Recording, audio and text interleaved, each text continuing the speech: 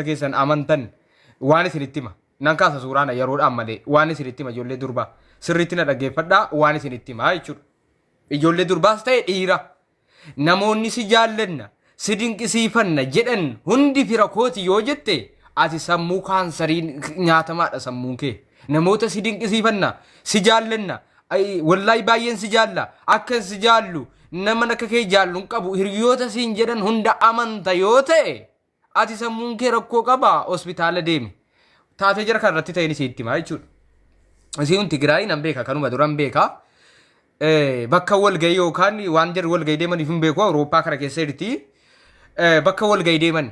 Intalli isheen gajjallaa kun isheen asitti mul'attu kun jechuudha. Isheen asitti mul'attu kun isheen gajjallaa kun bakka waraabbii namoonni jiran sana keessatti bilbila ishee qabattee akka ishee Tigraay kana dinqisiifattuu fi akka jaallattu itti himte waraabaa jirti. Gaafa waraabduu normaal waraabaa jirti filiitara irraa kaaftee. Filiitara guutuutti irraa kaaftee ilmoo durbaati gaama tokko haamileen eega filiitarri tarii eeguu danda'a haamilee si cabsuun barbaadu waan ta'eef filiitara irraa kaaftee duwwaa normaalii kana waraabaa turte. Isheen amma waraabaa jirtu si dinqisiifadha jette malee saayinii namatti kolfisiisaadhaan waraabaa jirti. Isiin cabsaa jirti gaafa kaameraa waraabdu kana haamilee si cabsaa jirti. Namaa gaditti xiqqeessaa jirti. Kaameraan normaalii kana waraabdi.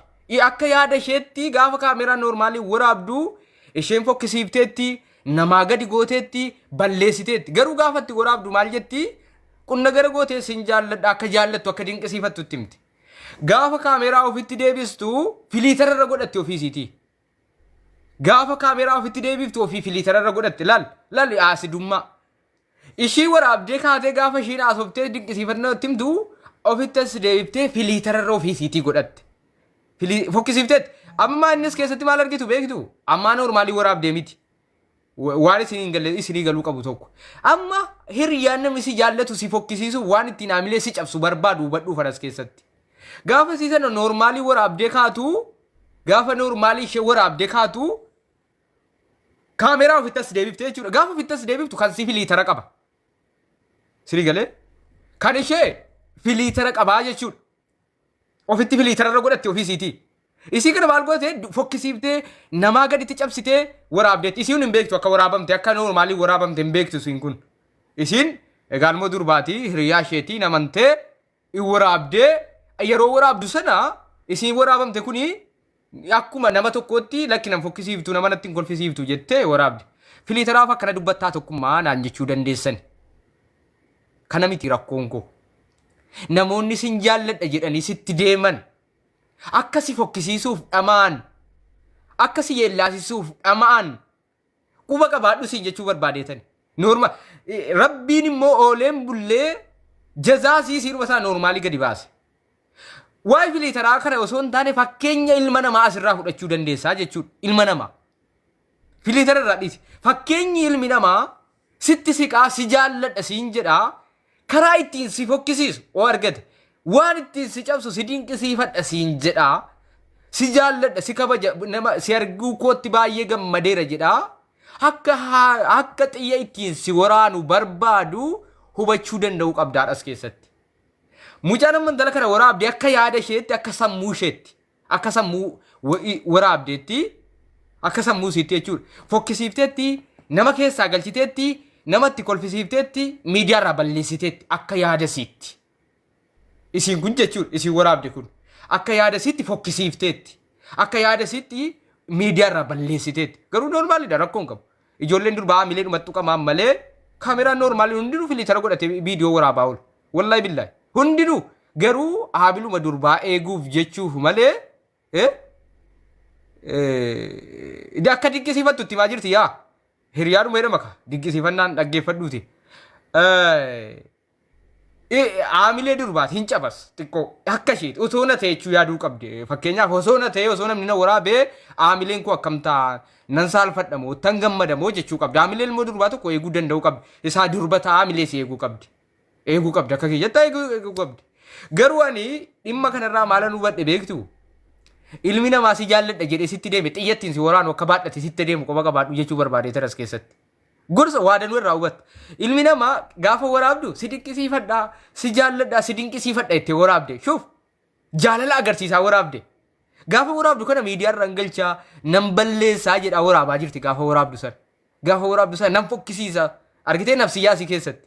Nan fokkisiisa miidiyaa irraan galcheedha waraabaa jirti. Garuu gaafa kaameraa duddubbee waraabdu akkasitti gaafa kaameraa akkasii duddubbee waraabdu sin jaalladhaa, sin dinqisiifadhaadhaa waraabde. Kaameruma normaalii isa waraabdee rakkoon qabu ture. Gaafa ofitti deebiftu filiitara isa nama balleessu irra buufatte ofiisiiti. Durbummaa qabu fakkaate ofii dulloomtuudha normaalii si'achi waa ijoolleen gallakkisa ijoolleen Tigraay kun haaranii masanjara keessaa ta'e immoo keessaa ta'e hin beeku fidanii gallakkisan normaalii si ooleen bul achumaan fidee gallakkisan ashokkaay akka namatti la qophaa'ee jirutti. Isidhaa jazaan deebi'eera bara. Isiitirra nama guddaa fakkaate jechuudha. Jazaan ooleen bul ashokkaay fidan. Ashokkaay fidan ilma namaa fokkisiisuu qofaaf hin hojjetin jechuu barbaadeetan. Ani filiitara dhimma filiitaraa irratti osoo hin taane ilma namaa fokkisiisa jettee hiriyaa kun fokkisiisa jettee hin deemin fokkisuun kee mala waan jedhan as keessattuu badhaa barbaadeetan. Ilma namaa kamiyyuu nan xiqqeessa nan fokkisiisa naman itti kolfisiisa jettee hin deemin. Si galee ilmi namaa sitti kolfuu danda'utu jira waan ta'eef. Si galee ilma namaa sitti kolfuu danda'utu jira waan ta'eef. Ansanaafan irra caalatti wannan dubbadhee fi namoonni si jaallannaa si dinqisiifannaa ati si dinqisiifanna siin jedhan hundi si dinqisiifatanu akka yaada mucayyoo waraabde kanaatti ammas tokkoffaa namatti kolfisiifteetti akkasii waraabdeetti akka mucaa yaada waraabdeetti tokkoffaa namatti kolfisiifteetti lammaffaa miidiyaa irraa galchiteetti sadaffaa aamilee si cabsiteetti namaa gadi si goote galte siin akka yaada isheetti innaa waraabdu wanta sitti dhaga'ame. Xiqqeenyummaa akkasitti dhaga'ame ofiimmoo bareedduu taatee galteetti utoo leen buliin garuu isiis fidanii maxxansanii jechuudha ijoolleen Tigraay jirri lachuu irratti fakkaata jechuudha lammii isiin kun akka Tigraay taate nan beeka si jalaa nan beeku sirii galee kanaaf namni sitti deemu yookaan si dinqisiifatu hundi yookaan hiriyyaan kee hundi bareedina kootti gammada jettee hin deemin yookaan na dinqisiifata yookaan na jaallatan na guddisa jedhin diina bar xiyyattiin waraantu gaafa hiriyyaan sitti siqaa deemu xiyya ittiin of waraantu akka qopheeffataa deemaa jirtu quba qabaadhu jechuu barbaadeetanii fakkeenyaan dhimma filiitaraaf osoo hin taane akkaataa itti namni siistema taangiuking ulfaadhu galatoomii akkaataa itti siistema namni itti aamilee sixquu yaadu of irratti bariidha. Amma immoo durbaati aamilee sixquu dandeessi filiitara irraa kaafteetti normaalii waraabdee gaafa ofitti deebiftu filiitara ofitti deebifteetti isheen ilmee durbaati aga tokkotti dhagahamuu danda'a aamilee cabuu danda'a sun maaliifi egaa hundinuu filiitaraan tiiktookii kanarratti ofuuf sobee jiraata waan ta'eef amma tokko namni irratti kolfaa waan jedhanu sammuu isii keessatti dhagahamuu danda'a ta'uu mala waan ta'eef ijoolleen durbaa wal shawwaduu hiriyoota ofii irratti dogoggoroota raawwachuurraa utoo qusattanii baay'ee gaarii hiriyoota keessan keessattuu nama tokkoon si jaallanna si dinqisiifanna jettanii mardi nama nyaachifti tokko tokko ani waa'ee filiitara kana qofa osoo hin taane hiriyaan kee nyaata si affeeree akka mardii si nyaachisu quba qabaadhu jechuu barbaadeetan. Akka hiriyaan si affeeree as keessatti sin filiitara qofa irratti hin xiyyeeffatina namni tokko si dinqisiifadha si jaalladha jedhee si affeeree akka mardii si nyaachisu quba qabaadhu. Na akkasii kingi bagana gaan dhufte waan jedhee jedhu fakkeenya hedduu ta'a waan ta'eef ani irraa dubbadhee. Dhimmichi isin galchu Tigraay yoo jettan ilmi namaa ilma namaati wantoota dogoggoraan walirratti raawwatanii garuu kan siis immoo leen bullee achumaan viidiyoo gad lakkisan jechuudha. Kingi waan dubbatte dubbadhu bagana gaan dhufte galatoom ulfaadha sumaan ijoollee taap iskiriin godhaa. Galatoome tokkummaa akkam nagaa fayyaa keetii nagaan siif haa ta'u. Nagaa bagana gaan dhufte akkam. Banaa jirtanatti fakkaata akka nama cufa akka nama ajandaa goolabuudhaaf dubbatu natti fakkaannaani lakkii nurraan cufinii nuu banisiin jechuudhaaf. No ajandicha kanatti xiqqoosi ijoollee kana viidiyoo kana argitanitti yoo ta'e aga danda'a wal fokkisiisuuf hin argine. Hin argine. Viidiyichaan isin agarsiisa obsaa egaa tiiktookiin kun hojjetaa laata. Viidiyichi malee isin agarsiisa akka sirriitti isinii galu. Wanti kun way warningi sitti laachisa ta'a waan akkasii.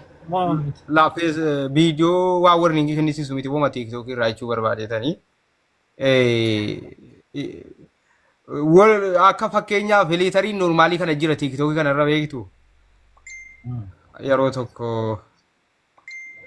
viidiyoon isin agarsiisa.